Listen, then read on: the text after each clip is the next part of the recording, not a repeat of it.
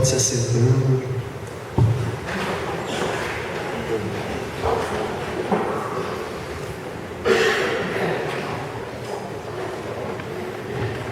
Louvado seja nosso Senhor Jesus Cristo. Para sempre seja louvado. Boa noite, irmãos. Boa noite. Que o amor de Maria esteja invadindo os nossos corações, o seu coração, o meu coração, para que nessa noite o Senhor possa continuar fazendo, né? Porque está uma bênção, né? Que bênção que é esse grupo de oração, não é mesmo? E eu gostaria que você olhasse para o irmão que está do seu lado, dissesse assim para ele, para ela: Jesus ama muito você, meu irmão. Tenha certeza disso. Você é muito amado, você é muito querido.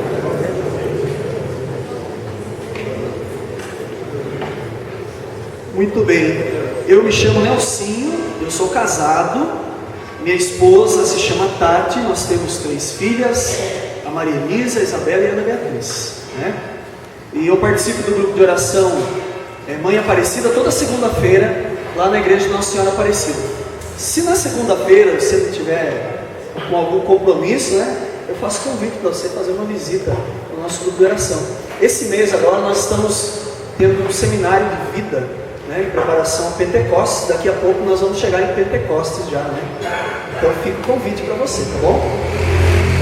Eu sou coordenador diocesano do Ministério da Pregação aqui na Diocese da Petininga e sou membro também do Ministério da Pregação do Estado de São Paulo. Então é com muita alegria que nós estamos hoje aqui juntos, reunidos, para fazer a vontade de Deus e principalmente naquilo que Deus ele quer falar conosco, que Ele vai falar conosco. Ele vai falar comigo. Conforme eu fui preparando essa pregação, o Senhor já foi falando muito no meu coração, e eu tenho certeza que Ele vai falar hoje comigo, porque os meus ouvidos são os mais perto dos meus lábios, não é? E Ele vai falar com você, eu tenho certeza disso. O tema desta pregação é conviver com o ressuscitado. Olha que tempo maravilhoso que nós estamos vivendo, né? Nós estamos vivendo agora o que? A Páscoa, ressurreição de Jesus. Ainda estamos, não estamos? Estamos. A partir de agora estamos vivendo a 8ª da Páscoa. Esse tempo tão maravilhoso da liturgia da nossa Santa Igreja, que faz com que nós cresçamos na esperança, porque Jesus está vivo, irmãos, ó. Ele está vivo. Em todo o sacrário, em toda a igreja que nós entrarmos, aquela lâmpada vermelhinha estiver ali brilhando, estiver acesa, Jesus está ali. E Jesus está aqui. Mas antes de nós entrarmos no tema conviver com o ressuscitado, o Senhor ele colocava uma palavra, que nós vamos iniciar esta pregação com esta palavra. Antes de conviver com o ressuscitado, o Senhor dizia no meu coração que nós precisamos nos render ao ressuscitado. Render. Você sabe o que significa render-se? Eu fui ver lá no dicionário, né, o que significa a palavra render-se. Render-se significa obrigar a ceder. Talvez você já tenha visto na televisão, em algum lugar, quando um policial ele aborda aquele suspeito, ou talvez um bandido, né, que às vezes aborda aquela pessoa. O que esse policial, esse bandido, ou sei lá, o que ele faz? Ele aborda e faz com que aquela pessoa ela se renda. Imagina um revólver apontado para você. Não tem como não se render, não é mesmo? Ou de uma palavra de ordem, né? Não tem como. Então, render-se, o que o Senhor nessa noite Ele quer para mim e para você, que eu e você cedamos a Ele, nos rendamos ao Senhor Jesus. Eu quero perguntar para você: você participa da igreja, né? Talvez você tenha várias funções dentro da igreja. Às vezes nós participamos do grupo de oração, participamos da Santa Missa. Às vezes a gente reclama que o padre fala muito. Meu Deus, não entendo o que esse padre fala, não é? Ai meu Deus, o padre passa 1 hora, 5 minutos de 1 hora na missa, acabou o domingo. Já começa a xingar o padre porque eu tenho tanta coisa para fazer. Onde que o domingo é o dia do Senhor, não é? Então às vezes nós nos questionamos: será que eu vivo na igreja somente, muitas vezes de corpo presente só, mas como diz a palavra, o meu pensamento está longe de Deus, não é? Isso significa que eu não me rendi ao Senhor ainda. Da mesma forma que aquele bandido, quando chega, aponta um revólver para você, para mim, em nome de Jesus isso não vai acontecer. Mas da mesma forma que nós às vezes acompanhamos naquele noticiário, já vimos isso, aquela pessoa, ela com medo, ela se rende àquele homem, ela se rende ali, ela fica paralisada ali naquele momento. Da mesma forma nós temos que nos comportar diante do Senhor. É claro que Deus, Ele não vai colocar medo em nós, e Deus, Ele não vai nos abordar desta forma. Sabe como o Senhor vai nos abordar? Sabe como o Senhor Ele vai fazer? Como Ele fez com todos aqueles que foram escolhidos na palavra. Jesus, quando chegava, Ele tinha um olhar tão penetrante, que o olhar de Jesus falava tudo. E é interessante que lá no Evangelho de São João, capítulo 1, versículo 42, Jesus, Ele olha em especial para um homem. Naquele momento em que Jesus Ele escolhia os discípulos, os seus apóstolos, Ele olha para Pedro e Ele diz assim, fixando nele o olhar. O que é fixar o olhar? Fixar o olhar é olhar em direção a alguém, a alguma coisa, fixar os olhos. Jesus fez isso com Pedro. Ele fixou os olhos em Pedro e fez uma profecia na vida de Pedro.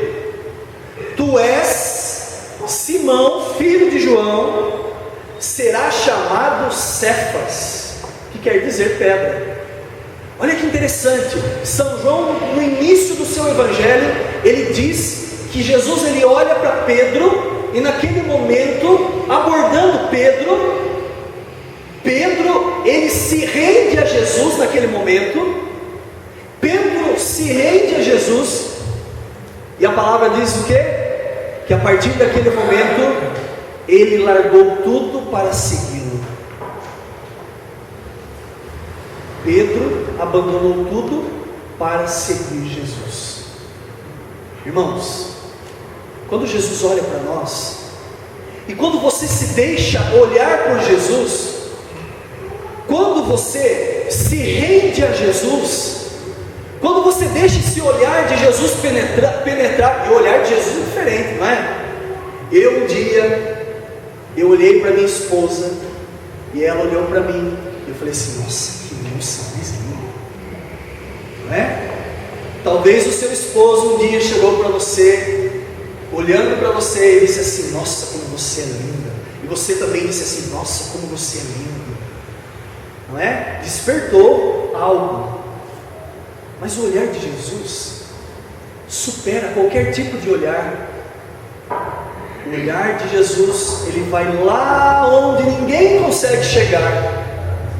O olhar de Jesus vai lá no mais íntimo do ser, porque Ele conhece, Ele me conhece, Ele te conhece. Portanto, nesta noite, irmãos, antes de conviver com o ressuscitado, nós precisamos nos render a Jesus. Render, abrir os braços, se despojar de si mesmo, se despojar das coisas que você traz no seu coração e que muitas vezes te prende a ser feliz verdadeiramente. Nós cantávamos há pouco aqui agora essa canção do Espírito Santo, e o final dessa música ela diz tudo. Se eu conhecer, não é? Se eu conhecer, por nada eu trocarei. Gente, aquele que conhece Jesus de verdade não troca Jesus por nada. Vem dificuldade, vem tempestade, vem dificuldade financeira, vem perseguição, vem tudo, vem doença. Se eu conhecer, por nada eu dou. Vem a morte, como nós cantávamos na música, vem a espada, vem a perseguição, vem vão apontar o dedo para você, vão caluniar você, talvez dentro da sua casa. Se eu conhecer, por nada eu trocarei. Virão as perseguições, vão te caluniar, mas quando você cede ao Senhor, quando você se rende ao Senhor, vai acontecer como aconteceu lá no Evangelho de São João ainda, com aquela mulher, aquela samaritana, aquela mulher que se rendeu inteiramente ao Senhor, que se rendeu inteiramente ao Senhor. Lá no Evangelho de São João, no capítulo 4, diz assim, que a samaritana, ela estava ali naquele poço, não é? E o que aconteceu? Chega um homem, e que homem maravilhoso, né? Jesus era o que? Judeu, ela era uma samaritana. Historicamente, esses dois povos, eles não se entendiam, mas Jesus ele quebra tudo aquilo que às vezes para nós é regra, que para o mundo é regra. Jesus ele quebra, para dizer que ele veio para todos. Gente, e o que aconteceu com aquela mulher? Ela se rendeu ao amor de Jesus, e Jesus ele profetizou na vida dela, que ela tinha 5 maridos, e o que ela estava ainda não era dela. E a legislação judaica não tolerava que uma mulher tivesse mais que 3 maridos, e ela já estava no 6º marido. E Jesus, com um olhar de amor, ele queria que aquela mulher ela se rendesse inteiramente a ele. E ela percebeu que aquele homem era um homem diferente. E a partir daquele momento, o que aconteceu? Ela começou a sair, ela foi falar de Jesus. Tão impactada que ela reconheceu que Jesus era o Salvador, ela reconheceu que Jesus era um profeta, e ela começou a falar de Jesus em todos os lugares, a ponto de, no final do capítulo 4, no versículo 39, dizer assim: muitos foram os samaritanos, nem foram os judeus, foram os samaritanos. Ela foi falar de um judeu para os samaritanos, a ponto de muitos foram os samaritanos daquela cidade que creram nele por causa da palavra da mulher. Olha como a nossa palavra tem força, olha como o nosso testemunho tem força. Olha, quando você, lá na sua casa, ou no seu trabalho, ou em qualquer lugar aí fora, você disser, você falar de Jesus, olha como a tua palavra tem força. Muitos creram nele por causa da palavra daquela mulher. Agora, só tem coragem de fazer isso a pessoa que se rende a Jesus, a pessoa que se abre inteiramente ao Senhor. E ainda, nós podemos ver um outro personagem muito interessante, muito importante da palavra, apóstolo de Jesus, São Mateus. Era Levi, São Mateus. Mateus e Levi a mesma coisa. Era um cobrador de impostos, não é? Mais uma vez Jesus olha para aquele homem, fitando os olhos naquele homem, Jesus disse assim: hoje, deixando tudo, Jesus disse assim: segue-me. Esta é a palavra de ordem que Jesus faz para você hoje e para mim. Segue-me. Jesus está dizendo para você que até hoje não se decidiu por Ele,